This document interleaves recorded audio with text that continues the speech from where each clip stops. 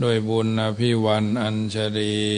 สวัสดีโดยการนิรันดร์เทิน10 นิ้วกราบแนบใต้ไหวสาปารมีธรรมในครูบาอาจารย์พระมหาเถรานุเถระท่านเจ้าคณะพระสังฆาธิการทุกรูปทุกตนขอความสุขความสวัสดีในธรรมะแห่งองค์สมเด็จพระสัมมาสัมพุทธเจ้าจงมีแก่บรรดาสาธุชนท่านผู้ฟังทุกท่านที่ได้มีโอกาสเปิดวิทยุรับฟังรายการเสียงธรรมก่อนรับตาทางสถานีวิทยุเพื่อการศึกษาพระพุทธศาสนาและวัฒนธรรม FM ความถี่ 104.50 เมกะเฮิรตซ์วัดฝ่ายหินตำบลสุเทพอำเภอเมืองจังหวัดเชียงใหม่เมตตาในท่านพระครูสมุวิสุวัตรวรกิโจท่านเจ้าอาวาสและท่านผู้อำนวยการวิทยุแห่งนั้นถวายเวลาเพื่อธรรมภาพพระมหาประสิทธธรรมาภินันโทน้อมนำเอารายการนี้มาอุเอิญเจริญพรมาเป็นปฏิพรกับบรรดาญาติโยมท่านผู้ฟังทุกท่านที่ได้เปิดวิทยุรับฟังจากคืนนี้ทุกวันเนาะเวลา19:05 นาทีถึง20 นาฬิกาโดยประมาณนำธรรมคำสอนจากรายการเสียงธรรมก่อนรับตาก็เป็นส่วนหนึ่งที่นำมาอุเอิญเจริญพรกับบรรดาญาติโยมสาธุชนทุกวันถ้าบัติศาสนกิจอันใดอันหนึ่งรายการนี้ก็จะพลิกมาพบกับบรรดาญาติโยมทุกวันนี้เมื่อพร้อมแล้วจะได้นำพาญาติโยมกราบพระไหว้พระเป็นลำดับไปเนอะกราบ1กราบ2กราบ3กราบ4กราบ5อะระหังสัมมาสัมพุทโธภควาพุทธังภควันตังอภิวาเดมิกราบสวากขาโตภควตาธัมโมธัมมังนามัสสามิกราบสุปฏิปันโนภควโตสาวกสังโฆสังฆังนามามิกราบมาตาปิตุคุณังอหังวันตามิกราบคุณูปการีวันตามิกราบพระพุทธกราบพระธรรมกราบพระสงฆ์กราบระลึกถึงคุณพ่อคุณแม่กราบระลึกถึงคุณของครูบาอาจารย์ต่อไปก็ตั้งอกตั้งใจโยขันแก้ว3 โกฏากเนอโยสันนิเสโนวาระโพธิมูเรมารังสะเสนังมหันติงวิจโยสัมโพธิมากันจิงวะอนันตัญญาโนโลกุตโมตังปันนามาเมปุถังอตังกิโกอริยปัตโตจนะนังโมคขปเวสายาอุจุกามะโกอายังสันติกโรปนิยานิโกตังปันนามามิธัมมังสังโฆวิสุทโธวรตคินายโยสันตินทริโยสัพพมราปะหิโนคุเนหิเนเกหิสมิติปัตโตอนาสโวตังปันนามามิธัมมังตังปันนามามิสังฆังนามามิพุทธังกุณาสาคาลันตังนามามิธัมมังมุนิราชเตสิตังนามามิสังฆังมุนิราชสาวกังนามามิกัมมตานังนิพพานาติกามุปยังนามามิ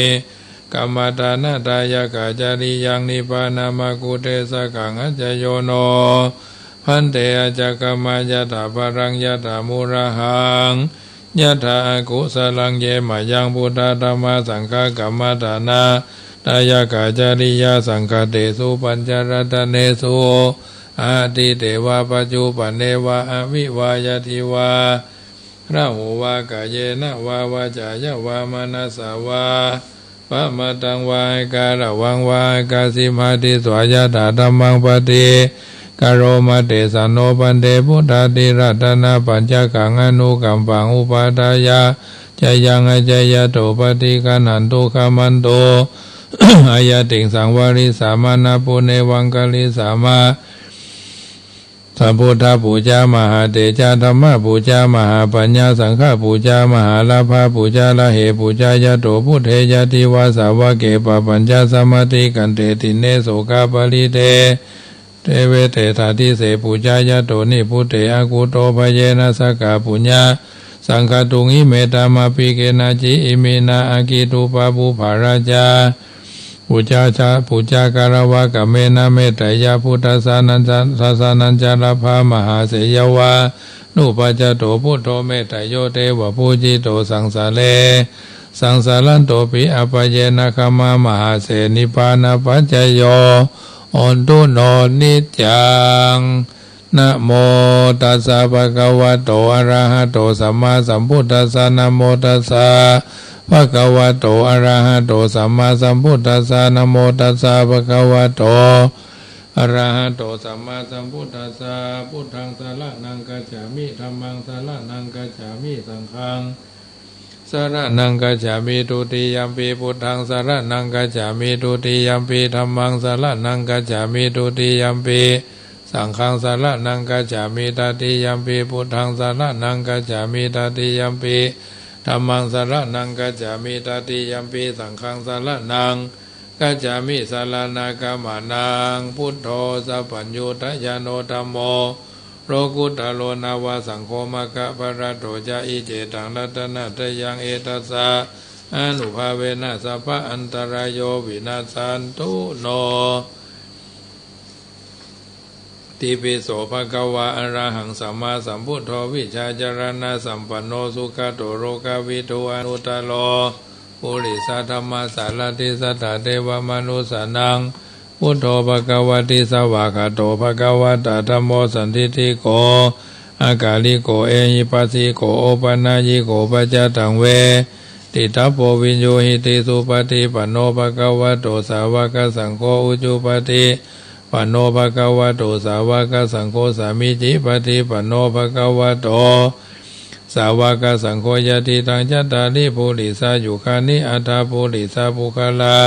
เอสะภะคะวะโตสาวกสังโฆอาหุนายโยปะหุนายโยทักขินายโยอัญชลีกาลานิโยอนุตตรังปุญญเขตังโลกัสสติยันตุนิเมตังอาวะมังกรัญจโยจามนาปุสะกุณาสัสสะโตปะปะกะโหตุสุปินังอากันตังพุทธานุภาเวนะเวนะสัมเมตุยันตุนิเมตังอาวะมังกรัญจโยจามานาปุสะกุณาสัสสะโตปะปะกะโหตุสุปินังอากันตังธัมมานุภาเวนะเวนะสัมเมตุยันตุนิเมตังอาวะมังกรัญจโยจามานาปุสะกุณาสัสสะโตปะปะกะโหตุสุปินังอากันตังสังฆานุภาเวนะวินาสเมนโตติปิโสภะคะวะตนะปารมีสัมปันโนตนะอุปปารมีสัมปันโนตนะปรมัตถปารมีสัมปันโนเมตตาไมตรีกรุณามุทิตาอุเบกขาปารมีสัมปันโนอิติปิโสภะคะวะศีลปารมีสัมปันโนศีลอุปปารมีสัมปันโนศีลปรมัตถปารมีสัมปันโนเมตตาไมตรีกรุณามุทิตาอุเบกขาปารมีสัมปันโนอิติปิโสภะคะวะศีลเนกขมะปารมีสัมปันโนเนกขมะอุปปารมีสัมปันโนเนกขมะปรมัตถปารมีสัมปันโนเมตตาไมตรีกรุณามุทิตาอุเบกขาปารมีสัมปันโนอิติปิโสภะคะวะปัญญาปารมีสัมปันโนปัญญาอุปปารมีสัมปันโนปัญญาปาระมัทธปารมีสัมปันโนเมตตาไมตรีกรุณามุทิตาอุเบกขาปารมีสัมปันโนอิติปิโสภะคะวะวิริยะปารมีสัมปันโนวิริยะอุปปารมีสัมปันโนวิริยะปรมัตถปารมีสัมปันโนเมตตาไมตรีกรุณามุทิตาอุเบกขาปารมีสัมปันโนอิติปิโสภะคะวะขันติปารมีสัมปันโนขันติอุปปารมีสัมปันโนขันติปารามัทธปารมีสัมปันโนเมตตาไมตรีกรุณามุทิตาอุเบกขาปารมีสัมปันโนอิติปิโสภะคะวะสัจจะปารมีสัมปันโนสัจจะอุปปารมีสัมปันโนสัจจะปารามัทธปารมีสัมปันโนเมตตาไมตรีกรุณามุทิตาอุเบกขาปารมีสัมปันโนอิติปิโสภ ภควาอธิฐานะปารมีสัมปันโนอธิฐานะอุปปารมีสัมปันโนอธิฐานะปารามัทธปารมีสัมปันโนเมตตาไมตรีกรุณามุทิตาอุเบกขาปารมีสัมปันโนอิติปิโสภควาเมตตาปารมีสัมปันโนเมตตาอุปปารมีสัมปันโนเมตตาปารามัทธปารมีสัมปันโนเมตตาไมตรีกรุณามุทิตาอุเบกขาปารมีสัมปันโนอิติปิโสภควาอุเบกขาปารมีสัมปันโนอุเบกขาอุปปารมีสัมปันโนอุเบกขาปารามัทธปารมีสัมปันโนเมตตาไมตรีกรุณามุทิตาอุเบกขาปารมีสัมปันโนอิติปิโสภควาทัสสะปารมีสัมปันโนทัสสะอุปปารมีสัมปันโนทัสสะปารามัทธปารมีสัมปันโนเมตตาไมตรี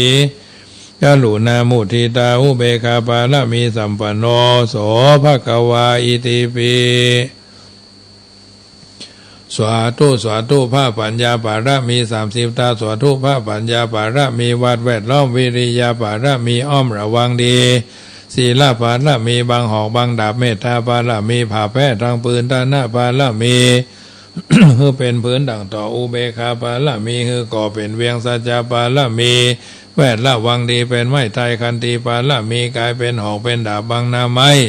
แร่ปืนไฟอาทิฐานหน้าปาดามีพันดาบไปทุกแห่งแข็งแห้งป่าฝูงหมู่พันมีสร้างภายเพศทุกทวีปพบที่พังภายในนั่งทอดละเนอัศจรรย์โซสะเหมือนฟันอยู่ข้างน้ำนาตีนองกว้างต่อกว้างแตกตีฟองระนองระนอกกลายเป็นข้าวตอกดอกไม้ถวายปู่จาพระแก้วแก่นไทยสตันพระบุตรทางเฮยจุงมาภายโปรดอนุญาตโทษโปรดผู้ฆ่าแท้ดีหลีแม่ธรณีออกมาหีดมวยผมอยู่ที่ท่าจ้างให้คายขาจังงาซับดินพ่นน้ำนาทีลงพัดผายคอจ้างพายหักทบดาวพระยามานห้องอ่าวปูนกัวกับย่อมือคืนตูนหัวใส่เกาผู้คานี้เล่าได้ชื่อว่าลูกศิษย์พระพุทธเจ้าผู้มีบุญสมภารอันมากนักพระพุทธเจ้าจึงตั้งพระปัญญาปารมี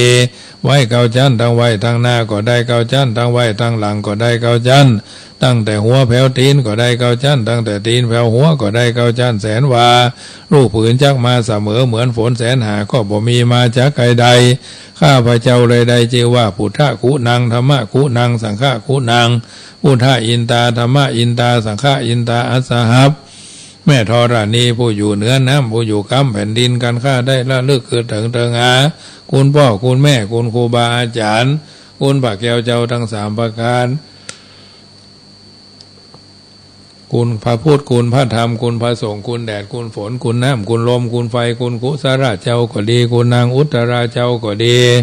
คุณพระปเจกเจ้าก็ดีคุณพระตนเมตตาภาวนาเจ้าก็ดีจุงมาสัมพิทักษ์รักษาอุ้มครองตังกรรมนาและกรรมหลังยังตนตัวแห่งผู้ค้าตั้งแต่ทีคากาละยามนี้วันนี้ค่ำคืนนี้และต่อไปนี้จิ้มแด่เตอพุทโธพุทธังรักษาธัมโมธัมมังรักษาสังโฆสังฆังรักษาพุทโธพุทธังอรหังธัมโมธัมมังอรหังสังโฆสังฆังอรหังพุทโธพุทธังกันหะธัมโมธัมมังกันหะสังโฆสังฆังกันหะอายุวันโนสุขังปะลังเอาละศรัทธานาบุญสาธุชนคนดีทุกคนทุกท่านได้ยินได้ฟังการสังวาสสวดที่ยายพุทธคุณธรรมคุณสังฆคุณเป็นลำดับลำดามาถึงช่องวันนี้ธรรมะอันเป็นคำสอนในทางพระพุทธศาสนาก็ขอให้เป็นมังกละแก่การฟังแต่ละครั้งเพราะฉะนั้นเราก็ถือว่าได้ร่วมด้วยช่วยกันเนาะร่วมด้วยช่วยกันในสิ่งที่ดีที่เป็นมังกละกับตัวกับตนท่านสาธุชนเป็นประจำอยู่แล้ววันนี้เป็นวันจันทร์ที่เราท่านทั้งหลายได้เดินทางชีวิตเดือนพฤศจิกายนผ่านไปแล้ว12วันผ่านไปแล้ว12วันก็ถือว่าเป็นส่วนหนึ่งที่เราเป็นสีสันเทศกาลงานทำบุญกฐินปีนี้ญาติโยมได้ทานหรือยังเนาะได้ทานกฐินหรือยังวัดใกล้บ้านเดินทางไปใกล้ไกลบางท่านก็เดินทางไปที่ไกลก็ถือว่าเป็นส่วนที่เป็นกำไรชีวิตเนาะกับตัวตนท่านทั้งหลายนั่นแหละเอาไปก็เอาได้ เฮาไปก็เฮาได้เฮาไปก็เฮาก็บ่ได้นั่นแหละเพราะฉะนั้นสิ่งต่างๆเหล่านี้ก็ถือว่าเป็นสิ่งที่ทุกคนทำได้เหมือนกันหมดเอาหันบ้านเพิ่นไปเฮาก็เฉยยะเนาะพี่น้องทางเชียงใหม่ฟังรายการนี้ตะกี้พี่น้องสีโพก็โทรมาว่าแม่ก็ฟังประจำเนาะเพราะฉะนั้นการทำบุญทอดกฐินมันเป็นเรื่องของผ้าเนาะปีเฮาหันปีนี้เพิ่นตาลปีหน้าเฮาจะเอาสักเพิ่นสักน้อยกะร่วมก็เพิ่นกะเนี่ยบางวัดมีก็มีบางวัดบ่มีก็มีนะปีนี้นะส่วนมากนี่จะมีกันหมดประเทศไทยเฮานี่นะโดยมากนอกจากที่บ่มีคือทุกเจ้าบ่ครบ5รูปเป็นเรื่องต่างๆที่เฮาท่านทั้งหลายอาจจะบ่ค่อยจะสนใจเนาะบางคนนี่ก็รู้ไปตามที่เพิ่นวัดที่เพิ่นดนเพิ่นเด่นเพิ่นดังนะเหมือนกับเฮาครบเฉพาะคนรวยคนตุกบ่ครบนะสิ่งคนตุกก็ยังเฮาท่านทั้งหลายประชาชนเฮาในปัจจุบันเนี่ยคนตุกนี่มันถึงมีละมันมีเพราะอย่างมันมีแต่คนอยากจนนะมันจะมีคนยากจนนะคนอยากจนคือรวยแล้วยังไม่รวยอยู่อย่างคนรวยจะไม่มีวันรวยนั่นแหละยังไม่จนอยู่อย่างคนจนจะไม่มีวันจนนั่นแหละมันก็เป็นเรื่องที่เกิดขึ้นมาเมินญาติโยมทั้งหลายเพราะฉะนั้นทุกสิ่งทุกอย่างขอให้ทำกันเท่าที่มีเท่าที่ได้อย่างที่วัดจังกำนี่ก็ทำบุญทอดกฐินไปเมื่อวันที่12อาศัยบารมีธรรมจากหลายคนหลายท่านที่ได้ร่วมทำบุญกันมาโยมแม่บัวลันเนาะพุ่นบัวก้างสันกำแพงอันนี้โยมแม่ก็เป็นกำลังใจประจำเมื่อเทศกาลงานกฐินผ่านไปแล้วก็จะมีงานอะไรอย่างก็คืองานทำบุญฝั่งธรรมมหาชาติเทศธรรมมหาชาติวันที่12วันที่29ธันวาเป็นวันสวดนพเคราะห์ญาติโยมท่านใดที่ปี67เนี่ยจะลงท้ายด้วย13579เนาะก็สามารถร่วมทำบุญกันได้เตียนก็ชุดละ39 บาท40 บาทนั่นแหละอันนี้เป็นเตียนที่ปู่จาเทศธรรมมหาชาติท่านเขาเกิดปีนี้อาตมาภาพปี67เนี่ยอาตมาภาพก็จะ60 ปีเป็นปีปฏิทินปีมะลงเนาะปีมะลงไปที่เป็นอายุ60 ปีหน้านี่ก็ถือว่าเอาจะเป็นแสยิดเนาะ60 ปีแล้วก็ลงท้ายด้วยอายุลงท้ายด้วย13579เนาะ51 53 57 59เนี่ยเป็นเรื่องอายุคาบเกี่ยวลงไปก็40ลงไปก็30ลงไปก็20เนี่ยอันนึงดังนี้เพราะว่ามันเป็นอายุคาบเกี่ยวความเชื่อและความถนัดถนีก็จะพึงมีการตั้งธรรมมหาชาติก็จะมีพิธีสวดนพเคราะห์คืนวันที่29นิมนต์ครูบาอาจารย์ที่เป็นพระนักเทศน์ชื่อดังทั้งนั้นญาติโยมเมื่อถ่ายตั้งแต่ตี 5เป็นต้นมาเนาะตี 5ของวันที่30วันที่29นี่ภาคบ่ายเนาะภาคบ่ายก็จะเริ่มประมาณสัก 4-5 โมงกวนเข้าทิพย์กันเลยกะกวนเข้าทิพย์กันก่อนแล้วก็จะได้ใส่กันเมื่อค่ำยามคืนอันนี้ก็เป็นภาระหน้าที่เข้าทิพย์ก็กวนเข้าทิพย์ให้มีน้ำเพิงน้ำอ้อยน้ำตาลปิ๊บอันนี้ก็จะเอามาร่วมได้ถั่วดินเข้าตอกอย่างนี้นะซึ่งก็เฮาก็ได้กวนกันมากวนค่ำกวนมืดอย่างว่านะวัดไก่บ้านเนาะทั้งนี้ทั้งนั้นก็ต้องไหว้กวนไว้แต่หัววันแล้วก็จะได้ใส่ไว้ใส่หม้อใส่อย่างแล้วก็จะได้มาช่วยกันใส่สวดโยโกห้องสวดนพเคราะห์กันไปก็จุดเทียนปู่จากันไปวันที่30ก็เทศน์ทำตั้งแต่ตี 5เนาะพี่น้องท่านใดจะมานอนก็ได้เนาะเอาถือว่ามานอนร่วมบุญกันการสร้างบุญบารมีร่วมกันทำไปเถอะวันป่ายสุดท้ายพระนวสีร่างกายคนเฮาเนี่ย4 คนหาม3 คนแห่เนาะคน1นั่งแคร่2 คนปาไปคน4 คนหามกว่าธาตุน้มูกน้ำลายน้ำเหลวน้ำอยู่น้ำยางเหลืองอย่างเนี้ยบุโพโรหิตังเสทังเสโทเมโทอาสุวาสาเคโลสิงคานีกายอย่างเนี้ยน้ำตาลน้ำลายอย่างเนี้ยอันนี้เป็นประเภทน้ำธาตุน้ำธาตุดินก่อนเนี้ยจีนกระดูกกันอย่างกับเนี้ยเป็นธาตุดินของแข็งเนี่ยเป็นธาตุดินธาตุลมก็ลมขึ้นเบื้องสูงลมขึ้นเบื้องสูงลงเบื้องต่ำแก๊สทั้งเหม็นทั้งหอมเนาะคือลม ลมหาวหากโคมลมเมืองลม108ลมผีบ้าลมบ้าหมูลมขายเฮ็ดลมนี่บ่เกี่ยวกันกับเรื่องนี้นะลมนี่บ่เกี่ยวกับการเรื่องของการขายเฮ็ดลมเนาะขายเฮ็ดลมมันเป็นความสามารถเฉพาะบุคคลอู้3บ้าน7บ้านเล่า3บ้าน7บ้านนะเล่าคืออู้ได้คืนหุ่งอู้ได้ยังผีสอนเนี่ยเพิ่นว่านะอันนี้คือธาตุลมธาตุไฟก็ไฟเผาผ่านอาหารที่มันอยู่ในตัวเนี่ยอันใดมันก็จะไปผสมปรุงแต่งกินเข้าไปจาน100จานปันตัวกิโลเท่านั้นกินสภาพว่ากินคนเฮานี่ตายแล้วเน่าตายแล้วก็เน่าเหม็นกว่าสัมภาระเพราะมันกินหมดในดินก็ไปขุดเพิ่นมากินบนอากาศก็ไปสิเพิ่นมากินเนี่ยในน้ำก็ไปเซาะเพิ่นมากินไปช็อตเพิ่นมากินปลาไปควิดเบ็ดมากินไปใส่หายใส่แหใส่ซ่อมใส่กินทั้งนั้นท่านั้นมีปีกก็ไว้กินบ่มีปีกก็กินกำลังเป็นตัวอ่อนก็กินล่าตามล่าสุมาถ้ากินก็จีนหมาว่าเนี่ยเป็นบางท้องที่นะมันถึงมีญาติโยมทั้งหลายแต่ก่อนก็พี่น้องทางฝั่งปิงเนาะฝั่งตะวันตกอำเภอป่าซางเนี่ยบ่ฮู้บ่ได้บ่จำเพาะเจาะจงว่าจุดไหนนะเอากระสอบมาไล่วักหมาเนาะหมาหายกันเป็นเพาะเป็นก้อนเพราะฉะนั้นของแกงเหมือนนี่ประมาณนะอันนี้คนเฮาคือมนุษย์บางคนนี่กินทานไปแล้วขอฮื้อได้ฮั่นนี่มันยังบ่ได้แล้วก็ตอนที่อาตมาภาพเดินทางไปทำบุญทอดกฐินครับท่านอาจารย์พระมหาพิษณุก็มีญาติโยมลำคนรถอาตมาภาพเนี่ยมีพ่อบุญธรรมมันหมูเปิงนะเพิ่นพร้อมทั้งกัลยาณมิตรอดีตครูเก่า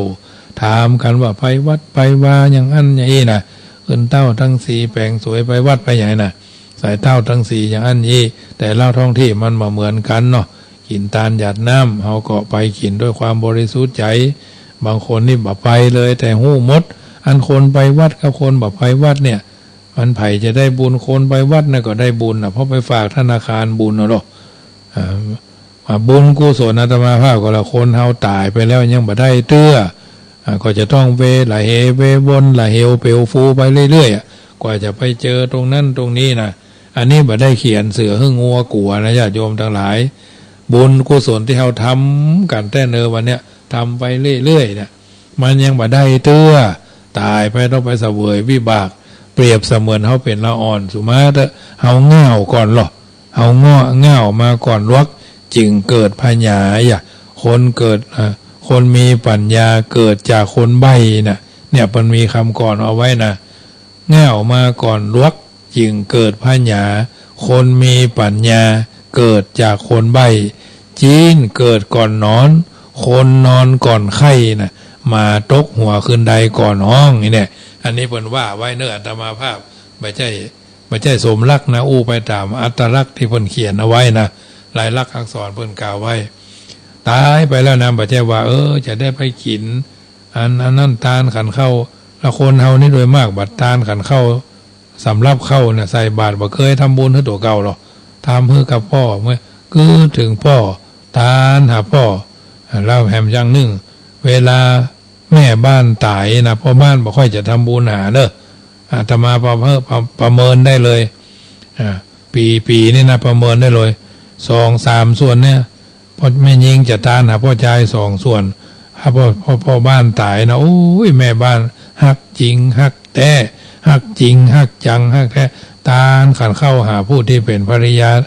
หาสามีท่านเนอะก็ถึงพ่อละอ่อนนี่หรอหน้าเฮ็ดก่อตานเฮ็ดหน้าหน่อก่อตานหน่อหน้าหันนั่นนี่ก่อตานหาตานสะดาก่อตานหาตานเสื้อตานผ้าหาตานทำหาพ่อบ้านนะแล้วแม่บ้านตายนี่พ่อบ้านบ่ค่อยตานนะจะคือลูกบ่าวลูกสาวหลานเหลนมาตาน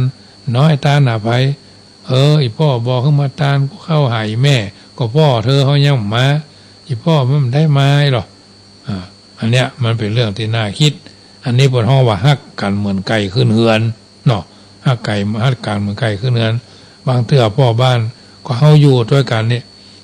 ร่วมหัวโจมท้ายนะแม่บ้านชอบทำบุญพ่อบ้านคัดขวางเงี้ยเปิดห้องว่าจะกินจะทานมีมารมาสูนนะพ่อบ้านบางคนก็ลึก แม่บ้านบางคนก็ดื้อเนาะปอกันส้มปอเกลือผีกับสางผีสางบาล่างดงมันถึงปอกันนะตั้งเตือนนะว่าบ่ฟังกันพิษหัวกันบางบ้านเนี่ยโอ้พ่อแม่บ้านพิษกับพ่อบ้านไล่พ่อบ้านไปอยู่ตั้งลุ่มแม่ยิงอยู่บนพ่อใจเนี่ยมันบัดดีญาติโยมมันข่ม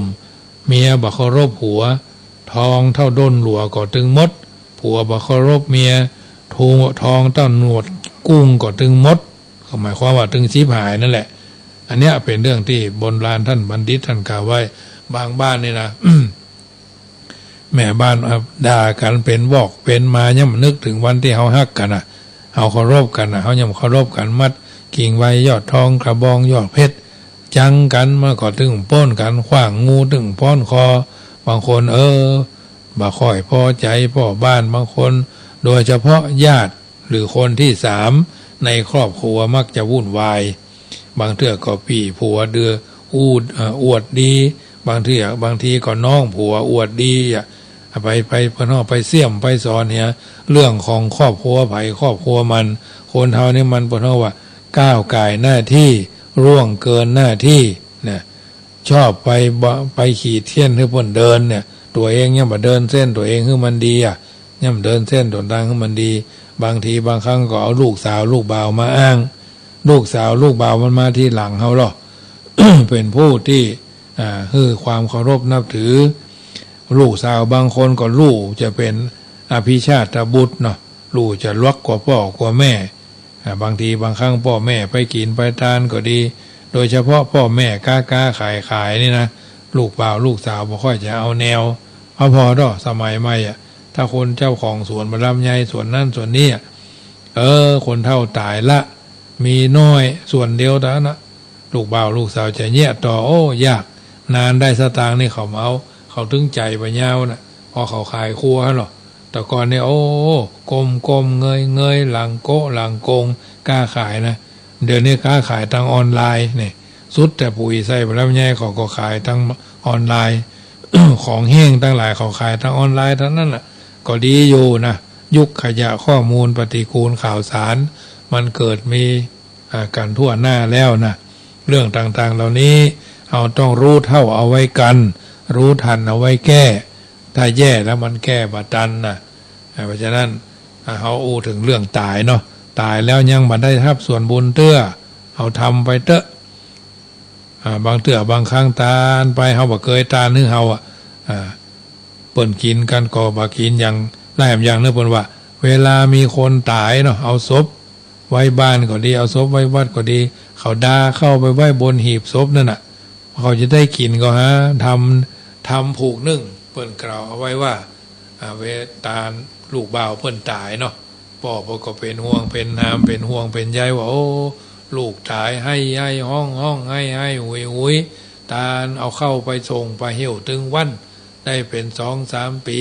เอาเข้ามีอยู่วันหนึ่งน้ำท่วมฝนตกน้ำท่วมเนาะน้ำไหลหลากท่วมว่าได้ไปส่งพอดีทุเจ้ามาบิณฑบาตเดินผ่านพอดีนิมนต์เจ้านิมนต์ครับใส่บาตรหาคนนี้แล้วลูกมันก็ไปเข้าฝันว่าอีพ่ออีแม่เฮาเป็นคนนี่ฮักเฮายังแก้วแก่นตาแต่ถ้าเฮาตายเนี่ยบ่มสนใจบ่ส่งเข้าส่งหน้ามือบ่ใส่บาเพิ่นว่าบ่ส่งเข้าส่งหน้ามือเฮากำแล้วเฮาตั้งแต่เฮาตายมาเฮาก็นั่งได้สัก3 ปี4 ปีเนี่ยเฮากำลังได้กินวันนี้เนี่ยก่อนลูกเจ้ามาขอห้องทาสีธาตุเนาะทาสีเอามาถามว่าไอ้แก้วมึงไปส่งเข้าให้ลูกกูก็บ่ได้ไปครับได้ไปมาจัดเมินพอดีวันนี้น้ำท่วมไปบ่ได้ผมก็เลยใส่บาตรทุกเจ้าตน1เพิ่นมาบิณฑบาตพอก็ว่าชุกคิดว่าจะต้องทำบุญนับตั้งแต่นั้นมาก็เลยใส่บาตรหาลูกหาเมียหาลูกหาผัวเนาะอันเนี้ยเพิ่นนิยมตาลขันเข้าเนาะตาลขันเข้าหาพ่อหาแม่หาผัวหาเมียหาลูกหาหลานนั่นน่ะตัวอันตู้เจ้าเป็นสะพานบุญหรอกเป็นสื่อบุญแล้วก็ถามว่ากัวเข้าที่มันเอาไปไว้บนหลังหีบน่ะจะได้กินก็โดยเพิ่นว่าโดยกฎหมู่เนี่ยคือมันเป็นพิธีก็เฮาก็บ่ต้องไปใส่เป็นแท้เป็นว่าก็ใส่กับข้าวกับปลาคือมันเป็นพิธีบ่ได้หรอก อาจจะเป็นควักตองก็แล้วแถมกรณีหนึ่งบางเตื้อเอาไปค้าไปขายเนี่ยเอาไปเปิดร้านเปิดรวงอยู่ใกล้อยู่ไกลก็แล้วแต่ เอาไปเจ้าร้านเอาไปเซ้งร้านที่หั่นที่นี่ไปขายครัวเนาะเอาเลี้ยงทุกวันเอาใจถ้วยวานจานจ้อนเป็นจะเป็นนะทีนี้วันดีวันคืนดีเอาบ่ได้ขาย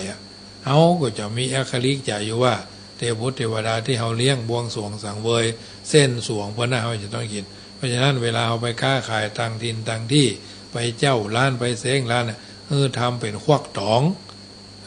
บางเตื้อเขาบ่ได้ขายเขาก็บ่ต้องกังวลละแต่เขามีทุนละไปหั่นไปนี่เนาะเขาก็บ่ต้องไปซีเรียสเครียดเข่งเขาบ่ได้ใส่ก็เป็นอย่างนะบางทีบางครั้งนี่เขาใส่ถ้วยใส่หวานจานจ้อนอะไรอย่างเยอะแยะมากมายมันพอดีเข้าน้ำขนมเฮียอีกมันเป็นพิธีแต่ตาลขันเข้าหาพ่อหาแม่บางคนโอ้ตาตัวเจ้าก็ฟาดเรียบไก่ไปจะนั่นเห็นนี้ถ้าเอาจะนั่นเปิดห้องว่าอู้กำปั้นตู้ดีมันก็จบละบัดต่อละไม่มีต่อนะถ้าอู้แบบนี้เพราะเขาบ่สนใจเขาบ่ใช่ศาสนาพุทธเป็นศาสนาแห่งเหตุแห่งผลเปิดถึงว่าเป็นปาไทยยังเข้าห่อเป็นสเสบียงต่อมหาเนรปานบุญขินบุญทานอย่างนี้แม่นว่าทำบุญไปแล้วขอคือเป็นข้าวทิพย์น้ำทิพย์สิประการเจโตปณิธานบุญขินบุญทานบัดได้ไปรอดไปถึงไปเตินไปตานขอเชิญเทพยดาผู้มีอานุภาพมากหลายเทวบุตรเทวดาตนจำบุญตนจำบาปตนจำน้ำหยาดเมียดหมายตาลเนี่ยจงมาจดเอาลายมาหมายเอาชื่อเอาบุญกุศลไปเถื่อมกั้มกับกายเป็นนัตติวิภาโกอโหสิกรรมเนี่ยอันนี้เป็นปอนที่ครูบาอาจารย์สืบกันมานะพื้นบ้านล้านนาอาริปุญชัยนครเชียงใหม่นครพิงโยนักกะเขลางเมืองในหมอกเนาะเนี่ยพื้นบ้าน7จังหวัดภาคเหนือนะอย่างที่เปิ้นว่านะเชียงใหม่เปิ้นว่าใจบุญลำปูนเปิ้นว่าใจดีลำปางใจกว้างเหลือที่ปูม่วนจะดีคือที่เชียงไฮ้จุ่มเย็นคือแม่ห้องสอนอ่อนน้อมคือคนพะเยาเมืองแป้หม้อห้อมบ่อเก่าเมืองน่านบ่อเบาสุภาพสตรีงามโสภาเนี่ยเปิ้นว่าจะนี้ก็นำมาอุเอิญเจริญปอนเนอร์ ศรัทธาญาติโยมที่อยู่ทางบ้านถ้าว่าวันดีคืนดีเขาจะย้ายบ้านเขาจะขึ้นเฮือนใหม่เขาจะลงเสาเอกถ้าหากว่ามีความเครือบแคลงสงสัยอันใดอันหนึ่งสามารถโทรศัพท์ถามได้เนอะถวายยินดีต้อนรับเบอร์โทรศัพท์ก็061-547-6539จะซื้อรถใหม่จะอันนั้นอันนี้เกี่ยวกับมงคลทั้งหลายสามารถถามได้โดยบ่มีค่าใช้จ่ายใดๆทั้งสิ้นยินดีท่านแนะนำเนาะแนะนำตรงนั้นตรงนี้จะขึ้นเฮือนใหม่จะลงเสาเอกจะอันนั้นจะนี่หาเลิกแต่งการแต่งงานนี่บอกให้ได้นะบางทีบางครั้งบางเตื้อเนี่ยคนตายก็บ่ตายคนญาติโกโหติกาคนในครอบครัวเขานั่นน่ะเพื่อนเขาว่าถ้าลงพญาติถ้าลงวิบากมันบางเตื้อมันก็เส้นผมบางภูเขาหรอกตายก็บ่ตายหายก็มาหายค่ำมาแรงมานั่งกินลาบกินจิ้นส้มดิบมาเพื่อนเขาว่าแปลงตาใสมากก็มีนะญาติโยมเขาบ่ต้องปฏิเสธว่าเพื่อนเขาว่าเป็นพายตระกูลมีอยู่แต่เรามองไม่เห็นไม่เชื่อก็อย่าลบหลู่เนี่ยบางทีบางครั้งเป็นลวงเป็นลายลูกเต้าเราหลานนอนเฝ้าข้ามไป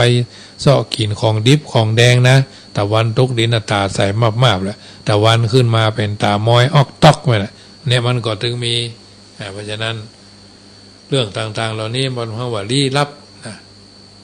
มันเป็นเรื่องลี้ลับบางเตื้อบางครั้งคนที่เพิ่นเป็นพ่อเป็นแม่เป็นญาติผู้ใหญ่เคยทำงานทางวัดทางวาเนาะเกี่ยวกับเงินกับคำทางวัดทางวาเงินคำทางวัดทางวาเพิ่นเฮาว่าน้อยเท่าแหนบแหลบเท่าเข็มตายก็บ่ตายหายก็มาหายเนาะเอาของวัดของวาไปกะบ่ได้ขออนุญาตผงปันบ่เดียวในคนสมัยนี้มันกลัวอดมันบ่กลัวบาปละเพราะฉะนั้นมีอยู่วันนึงอาตมาภาพมีสุภาพบุรุษท่านนึงเนาะพอใจคนนึงขี่รถเครื่องมาเป็นคนในบ้านในอำเภอป่าซางในหรอกบ้านท่านบ้านนี้ ว่าเดี๋ยวนี้ผมจะบวชลูกบวช3 ตนที่อำเภอพวกใจประการแม่อายใจประการฝางวะนะจะบวช3 ตนบ่มีผ้าไตรจะปูชาผ้าไตรสัก3 ไตรเอาสตางค์ใส่ซองพับเกิ่งมาเอาก็ถามว่าอยู่บ้านไหนขออนุญาตมาบ่งบ้านเนาะอยู่ใกล้ๆเนี่ยบ่ไกลอาจารย์นั่นอาจารย์นี่เขาก็ว่าจะมันเถอะเสร็จแล้วเขาก็เลือกขนาดกลางดีล่ำไปก็บ่ไหวไตเป็น 2,500 พุ่นเนี่ยขนาดกลางก็1,700 1,800เนี่ยเอามา3 ไตเอาขนาดเกรดดีเนาะเกรดดีก็ประมาณ1,000 บาท1,100 1,200นะจะมันเถอะเขาก็เคยเจอหลายเทื่อแล้วมั่มจ่ายสตางค์นั่นนะอ้างห้านั้นนี่บ่ใจซื้อเง่าไว้ก่อนจะมันเถอะก็มาเอามาเอาสตางค์พระพรหมจะไหวแล้วจะไปแล้วก็เดี๋ยวก่อนขอถามอย่างน้อยเอาก็ไว้กันเดี๋ยวนี้จะไปบวชที่ไหนวัดอย่างอยู่บ้านอย่างมาเขาย่ำไปขอบูชาวัดนั้นเปิ้นบะมีหรอวัดที่อาตมาภาพก็เลยเช็คไปตามนั่นอยู่บ้านนั้นนี่หรอแล้วเดี๋ยวนี้เอาสตางค์มา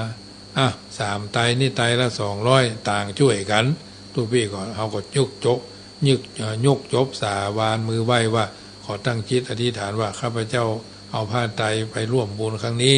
ก็ขอให้เป็นเสบียงต่อมหาเนรปานกับถ้าเพิ่นมาบวชแท้ก็ขอให้เจริญในพระศาสนาตอบบุญแทนคุณเข้าน้ำพ่อแม่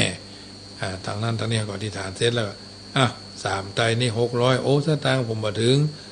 งมีเท่าใดหรอมันก็ถึงมายอมแกะซองติ๊ก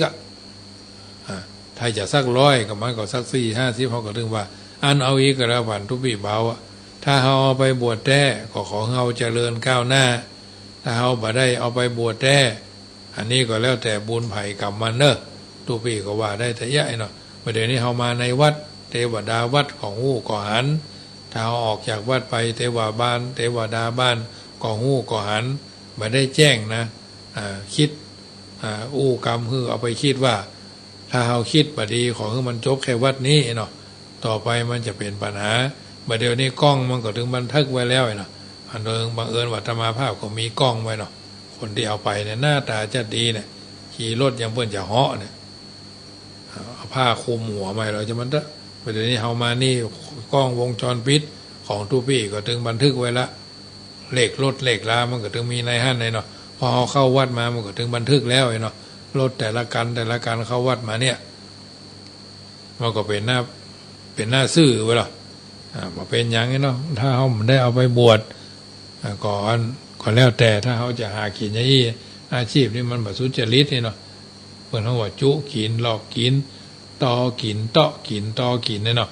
มันก็ไปหายแซบแต่วันเนี่ยก็เลยโทรศัพท์ไปหาทุกเจ้าว่าที่มันว่านะอาจารย์ที่มันว่าบ่มีสักลายจะมันเตอะ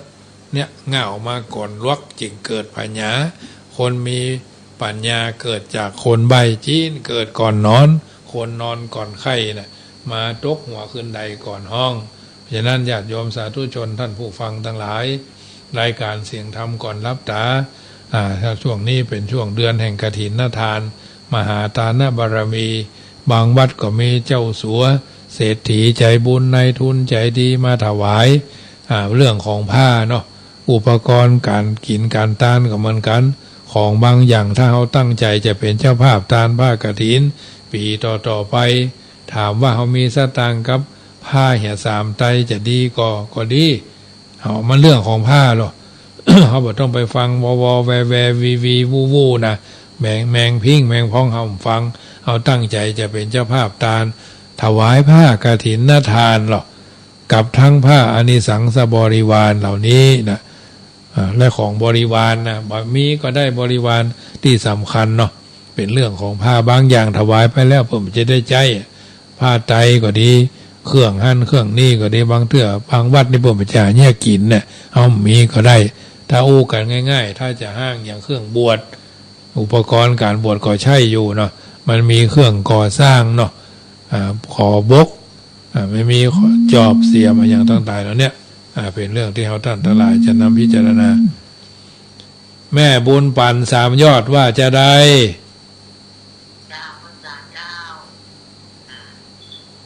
ฟังชัดเจนเนาะเข้าใจดี ไม่ใช่รับฟังอ่ะเวลาฟังรายการปิดโทรมาปิดวิทยุเนอะเจ้าเสียงมันย้อนไหมเอ่ยเจ้าสาธุสาธุอ้าวแฟนพันธุ์แท้แม่ริมหลวง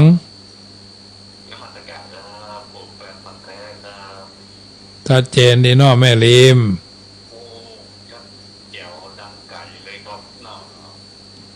อันเข้าใจดีเนาะวันนี้เนาะ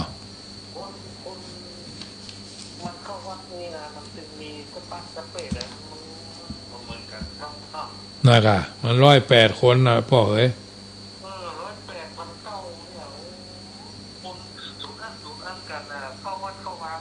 น่ะค่ะเหมือนสตางค์เข้าวัดน่ะค่ะอย่างสตางค์เข้าวัดเพิ่นว่าแบงค์มนไปเมืองนอกแบงค์ม่วงไปห้างแบงค์แดงไปกาดนัดอีกเขียวฟ้าชัดๆเข้าวัดเข้าวาเนี่ย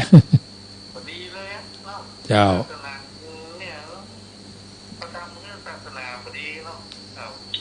สาธุสาธุเนอสาธุแฟนพันธุ์แท้นะแม่ริมหลวงโมทนาโยมนากาแฟแม่เลี้ยง100 แก้วเนาะโยมแม่มุกดาตาลป่าประพะกันเมินเนาะโยมแม่จันจรัดโยมบุญเฉลียวนอจอคอหนองจังคืนโยมแม่อำพรกันถ้ามีและกันดายานามิตรแถมร้ายท่านมาได้โทรมาได้อันทักทายกันมาก็มีหลายฟังเป็นพลังเงียบขอเป็นกำลังใจเนอะฟังอาตมาภาพนี่ว่าสัปปะสเปดกูอันปัญญังเนาะโยมแม่สันกำแพง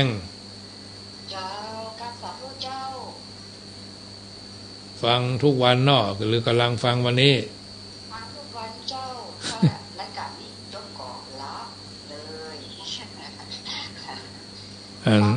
เข้าใจดีเจ้าหมดมีขนาดเจ้าถึงใจเนาะเจ้าถึงใจเจ้าใต้กันกับแปลงเจ้ายายกี้เจ้าฟังกันเป็นกำลังใจกันเนอะเจ้าสาธุสาธุเจ้าเพราะฉะนั้นอยู่ไหนก็ฟังได้ตั้งใจโทรมามีปัญหาไข้ขินไข้ตานไข้ทำหั่นทำนี่เกี่ยวกับประเพณีพิธีกรรมพื้นบ้านด้านนาเฮาเนี่ยบ่ถูกบางเตื้อก็พ่ออาจารย์ก็ใหม่เนาะใหม่กับใหม่มันก็เป็นใหม่กับใหม่เนาะก็เลยบ่เข้าใจคนเฒ่าคนแก่ก็บ่ค่อยมีบางคนก็ไปอยู่บ้านจัดสรรบางคนก็ฝันให้บางคนก็นิมิตให้บางคนก็มาอ่อนให้เมื่อค่ำยามคืนเรื่องต่างๆเหล่านี้บางทีบางครั้งมันก็เป็นมันว่าบาไม่เชื่อก็อย่าลบหลู่บางอย่างก็เส้นผมบางภูเขาเนาะที่ธรรมาภาพได้เวิร์นเจริญพรแล้วก็แหมข่าว1ก็วันที่17 ธันวาเนาะอาตมาภาพจะรับเป็นเจ้าภาพลูกนิมิตวัดอัน7 ลิ้น1 ลูกจำนวน 10,000 บาทก็ญาติโยมท่านใดจะร่วมทำบุญด้วยก็ได้เนอะอาตมาภาพจะตั้งใจเอาไว้ว่าเริ่มต้นให้ 3,000 บาทเนาะจะได้ไปร่วมทำบุญตัดหวายลูกนิมิตกับวัด7 ลิ้นรับเพิ่นจำนวน 10,000 บาทอาจจะตั้งไว้ญาติโยมท่านใดจะร่วมทำบุญก็ได้เนอะมันไม่ได้มีวัด7 ลิ้นนี่700-800 กว่าปีเนาะเอาได้มาเกิดชาตินี้เขาได้มาปะแสดงว่ากุศลเจตนาเฮาพร้อมอาตมาภาพก็เลยปรารภว่าตั้งแต่วันที่ไปตัดหวายลูกนิมิตวัดป่าเศร้าน้อยใจสถานป่าเศร้าน้อยไปเป็นองค์สวดถอนแล้วก็สวดผูกสวดถอนพัทธสีมาที่วัดป่าเศร้าน้อยก็ได้ตั้งกัลยาณจิตว่าของผมก็วัดเจริญก็ปีหน้าเนี่ยคือปีเนี้ยจะได้ร่วมทำบุญนั้นผมฮับเป็นเจ้าภาพโดย1 ลูกเนาะ10,000 บาทเนี่ยเอาดีลงเนี่ยจะได้ไปอยู่หน่วยแรกครับสมเด็จสาธุสาธุเนาะนี่ก็ได้ตั้งปรารถนาภายจะร่วมกินร่วมทานก็ได้เนอะวันที่16 ธันวาเป็นวันสุดท้ายเนาะแห่งการทำบุญถวายจะต้องเอาไปถวายเพิ่น10,000 บาทก่อนไผใครเป็นเจ้าภาพกินทานด้วยก่อนน้อมเอิญเจริญพรเนอะเอาเท่าที่สบายใจถ้าว่าบ่สบายใจก็เป็นยังย่อมือสาวานมือไหวเนาะกินทานด้วยกันอาตมาภาพก็เป็นตัวตั้งตัวตีฮื้อเนาะเอาจะไปเอาเงินก้อนเป็นก้อนก็ต้องเก็บหอมรอมริบถามว่าอาตมารวยก็บ่รวย ก็ทำได้ญาติโยมเอาก็มันถึงเวลามันถึงมีเนาะถ้าเรามีบุญเก่าบารมีเดิมบุญจากการสวดมนต์เจ้าแรงเนี่ยก็เป็นส่วนหนึ่งเผยแผ่ยายบุญปีเขาเป็นหนี้เนี่ยเขาใจกับคนนั้นคนนี้เจ้าหนี้ได้หรอถ้าเขาเป็นบาปเนี่ยหมาหู้จะไปใจกับไผ่เพราะฉะนั้นเปิดเขาว่าทำบุญหยาดน้ำกินตาลหลวงหลายยักได้สบายเกิดสุขไปหน้าเข้าตอกบานกินตาลเถิงดอกไม้บานกินตาลม่วนมีท่านผู้รู้บัณฑิตท่านได้รีคิดเอาไว้ว่าสิ่งที่ต้องเพิ่มขึ้นก็คือคุณวุฒิวุฒิภาวะสิ่งที่ต้องลดลงก็คืออารมณ์สิ่งที่ต้องคิดให้มากก็คือส่วนรวมสิ่งที่ต้องคิดให้น้อยลงก็คือส่วนตัวสิ่งที่ต้องพูดให้มากขึ้นก็คือบ่เป็นยังไงกะสิ่งที่ต้องพูดให้น้อยลงก็คือจะเอาอย่างใดจะเอาอย่างใดบัดเดียวเนี่ยมันน้อยลงสิ่งที่ต้องพูดสิ่งที่ต้องทำให้มากขึ้นก็คือการการแบ่งปันการมีแบ่งน้ำใจมีน้ำใจต่อคนในครอบครัวคนบ้านใกล้เฮือนเคียงคนในหมู่บ้านของเขาคือนักสิ่งที่ต้องทำให้น้อยลงคือการคิดแต่เอาก็คิดแต่รับก็หนักตัวคิดแต่จะให้ก็เบาตัวนะอันนี้เป็นวลีคำกล่าวเดินสูงขึ้นไปก็เท่าอันเดินไปก็เท่านั้นคงไปก็เท่านั้นการมีชีวิตอยู่ที่ดีบ่ต้องทะเยอทะยานบ่ต้องเปรียบเทียบบ่ต้องโมโหหรือโกรธเกลียดไขบ่ต้องอิจฉาริษยาภัยเลยเล่นน้ำให้ระวังตัวถ้าเล่นกับของที่เป็นกิเลสตัณหาให้ระวังใจเล่นน้ำให้ระวังตัวพ่อเปี้ยเล่นกับกิเลสตัณหาให้ระวังใจวันนี้รายการเสียงธรรมก่อนรับตาสมสมัยได้เวลาขอนำรายการจากท่านไปก่อนรัตนัตยานุภาเวนะรัตนัตยะเตจสาพุทโธบังซ้ายธัมโมบังขวาสังโฆบังกายาอะระหังบังเกสาอะระหังพุทโธนะโมพุทธายะอายุวันโนสุขังปะลังรับเป็นสุขตื่นเป็นสุขจุคนจุท่านจุใหญ่น้อยใจยิงนั่นจุงจักมีเตี้ยงแต่ดีหลีแดเตอหลวงศรีประกาศด้วยกราบนมัสการนิมนต์ครูบาสินธรรมขอมาจ้อยคึกษาว่าจะปักเสาไฟขึ้นไปแบบนั้นครูบาสินธรรมบ่ได้หับปากหับกลางครูบาบอกให้หูเหตุการณ์ต้องสร้างหนทางขึ้นไปถึงจะได้ถึงจะปักเสาไฟขึ้นไปง่ายครูบาสีวิจัยว่าจะสร้าง